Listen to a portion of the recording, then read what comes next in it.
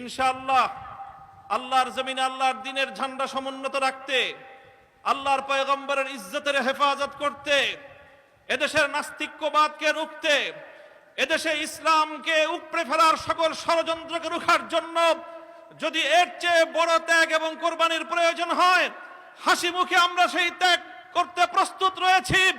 জীবন দিতে হলে জীবন দিতে প্রস্তুত রয়েছি। সন্তানদেরকে যদি এতিম করতে হয় সেজন্য আমরা প্রস্তুত রয়েছি। স্ত্রীদেরকে যদি বিধবা করতে হয় সেজন্য আমরা প্রস্তুত রয়েছি। মায়ের বুক যদি আমাদের খালি করতে হয়, আমাদের মায়েরা